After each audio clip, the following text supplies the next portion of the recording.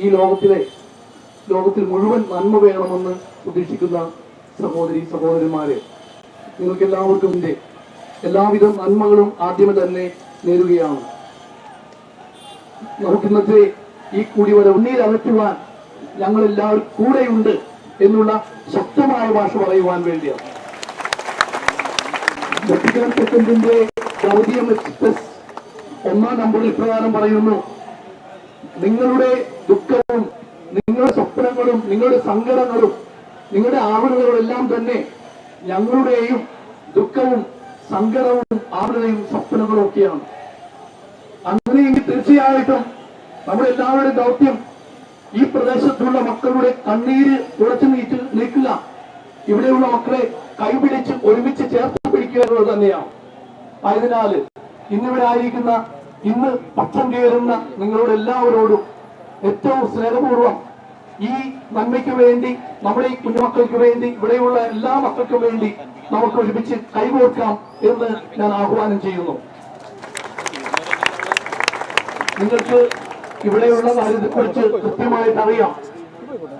എറണാകുളം, ആലപ്പുഴ തീരപ്രദേശങ്ങളിലെ മത്സ്യത്തൊഴിലാളികൾ ഉൾപ്പെടുന്ന തീരദേശ ജനത ദുഃഖത്തിലാണ്.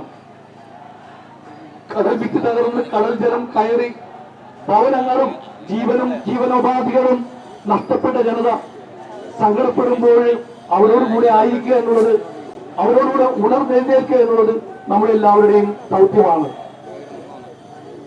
തീരശോഷണത്തെ കുറിച്ച് നിരവധി പഠനങ്ങൾ നടത്തിയിട്ടുണ്ട്. അതിനെക്കുറിച്ച് എന്താണെന്ന് തിരിച്ചറിയാനായിട്ട് ജില്ലാ അധികാരികൾക്കും സംസ്ഥാന അധികാരികൾക്കും അതുപോലെ കേന്ദ്ര ഭരണകർത്താക്കൾക്കും കഴിയുമെന്ന് തന്നെയാണ് നമ്മളെല്ലാവരും പ്രതീക്ഷിക്കുന്നത്.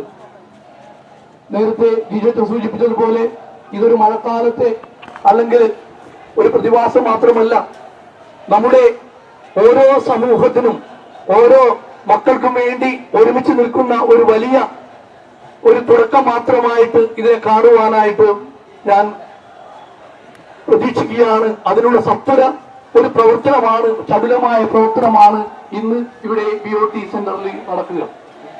പ്രത്യേകിച്ച് തീരശോഷണത്തിന് സ്വാഭാവികമായ കാരണങ്ങളുണ്ട്, അതുപോലെ തന്നെ കൃത്രിമമായ കാരണങ്ങളുണ്ട്. സ്വാഭാവികമായ കാരണങ്ങൾ നമുക്ക് എല്ലാവർക്കും അറിയാവുന്ന പോലെ തന്നെ കാലാവസ്ഥ വ്യതിയാനം, അതിശക്തമായ തിരമാലകൾ, ന്യൂനമർദ്ദം, അതുപോലെ ചുഴലിക്കാറ്റ്, പിന്നീട് വല്ലപ്പോഴൊക്കെ അല്ലെങ്കിൽ ശക്തമായിട്ടുണ്ടായ സുനാമി പോലെയുള്ള സംഭവ വികാസങ്ങൾ. എന്നാൽ അതിനേക്കാൾ ഉപരിയായി കൃത്രിമമായി മനുഷ്യരുണ്ടാക്കുന്ന ചില പ്രതിഭാസങ്ങൾ അല്ലെങ്കിൽ പ്രവർത്തനങ്ങളുണ്ട്. അത് നിർമ്മാണത്തോട് അനുബന്ധിച്ചുള്ള പ്രവർത്തനങ്ങളാണ്. അത് ചിലപ്പോൾ കടലിന്റെ ആഴം കൂട്ടുവാൻ അല്ലെങ്കിൽ തുറമുഖ വികസന പ്രവർത്തനങ്ങളുമായുള്ള ബന്ധപ്പെട്ട നിർമ്മാണങ്ങളാവാം, നദികളിൽ കെട്ടിയുയർത്തുന്ന അണക്കെട്ടുകളാവാം, അഴിമുഖങ്ങളുടെ ആഴം വർദ്ധിപ്പിക്കുവാനുള്ള പ്രവർത്തനങ്ങളാവാം, ചാനലിന്റെ ആഴം കൂട്ടുന്ന പ്രവർത്തനങ്ങളാവാം. ഇവയൊക്കെ നമ്മുടെ തീരങ്ങളെ നശിപ്പിക്കുന്നുണ്ടെങ്കിൽ അവയൊക്കെ സംരക്ഷിക്കുവാനായിട്ട് നമുക്ക് എല്ലാവർക്കും കടപ്പാടുണ്ട്. നമ്മുടെ നാട് ദൈവത്തിന്റെ നാട് എന്ന് നമ്മൾ അഭിമാനിക്കുമ്പോൾ അതൊരിക്കലും അപകടത്തിന്റെ സ്വന്തം നാടായി മാറാതിരിക്കുവാൻ നമുക്ക് എല്ലാവർക്കും ഒരുമിച്ച് കൈകോർക്കാം.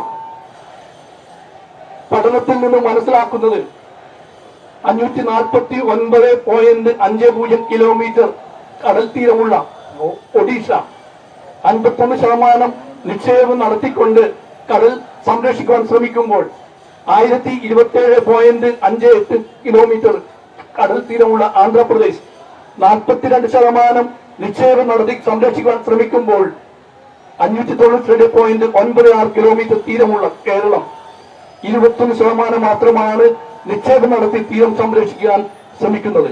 എന്ന് പറഞ്ഞാൽ ഇനിയും തുടർന്ന് പ്രവർത്തിച്ചില്ലെങ്കിൽ നമ്മുടെ തീരങ്ങളൊക്കെ നശിഞ്ഞു പോകാനായിട്ട് നാമാവശേഷമായി തീരുവാനുള്ള സാധ്യതയുണ്ട്.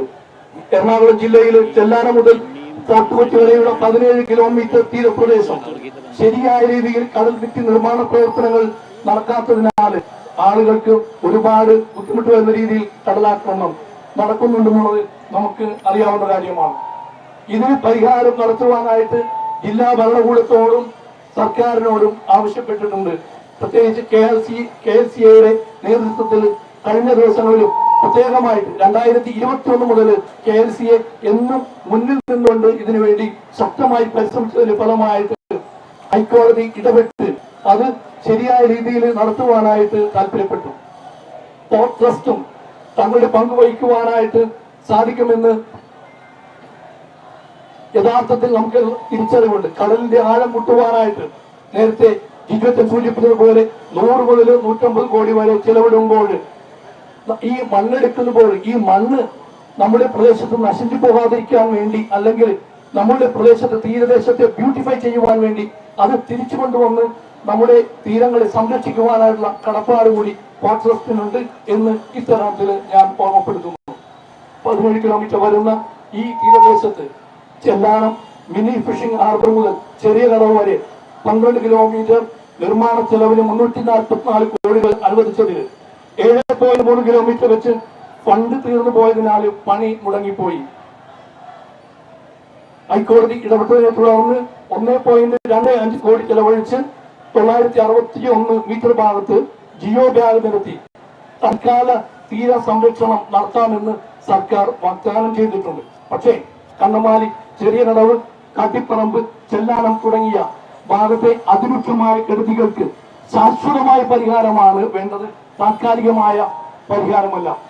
ആയതിനാൽ പ്രിയപ്പെട്ടവരെ, ഇന്ന് നമുക്കറിയാം ചെല്ലാനം മുതൽ പുത്തൻതോട് വരെ ചെയ്തു വച്ചിരിക്കുന്ന റെട്രോപോഡ് ഇനിയും ഫോർട്ട് കൊച്ചി വരെ നീട്ടിക്കൊണ്ട് ശാശ്വതമായ പരിഹാരം കാണുവാനായിട്ട് നമുക്കെല്ലാവർക്കും സർക്കാരിനെയും അതുമായി ചേർന്ന് നിൽക്കുന്ന എല്ലാ അധികാരികളെയും ഉണർത്തുവാനായിട്ട് ഒരു പാട്ടായി തീരുവാനായിട്ട് നമുക്കേവർക്കും സാധിക്കട്ടെ എന്ന് ആശംസിച്ചുകൊണ്ട് ഇന്നത്തെ ഈ ദിവസത്തിൽ നിങ്ങളെല്ലാവരുടെയും സാന്നിധ്യം കൊണ്ട് അനുഗ്രഹീതമായ വേദിയിൽ നിങ്ങൾക്ക് അനുഗ്രഹങ്ങൾ നേർന്നുകൊണ്ട് നിങ്ങളുടെ ഈ ഒരുമിച്ചുള്ള യാത്ര അത് ശാശ്വതമായ പരിഹാരത്തിന്റെ ഒരു സമയമായി തീരട്ടെ, ശാശ്വതമായ പരിഹാരത്തിന്റെ ഒരു സൈനായി തീരട്ടെ, ഒപ്പായി തീരട്ടെ എന്ന് ആശംസിച്ചുകൊണ്ട് ഒരിക്കൽ കൂടി എല്ലാ വൈദികർക്കും, പ്രത്യേകിച്ച് നമ്മുടെ കൊച്ചി രൂപതയിൽ നിന്നും ആലപ്പുഴ രൂപതയിൽ നിന്നും വന്നിരിക്കുന്ന വൈദികർക്കും അവരോട് ചേർന്ന് നിൽക്കുന്ന ആത്മായ പ്രവർത്തകർക്കും സംഘടനയുടെ നേതൃത്വം കൊടുക്കുന്ന വ്യക്തികൾക്കും ഇന്നിവിടെ ആയിരിക്കുന്ന എല്ലാ മക്കൾക്കും അഭിവാദ്യം നേർന്നുകൊണ്ട് നിങ്ങളെല്ലാവരുടെയും അനുവാദത്തോടു കൂടി ഈ സമാപന സന്ദേശം ഞാൻ ഉദ്ഘാടനം ചെയ്തുകൊള്ളുന്നു.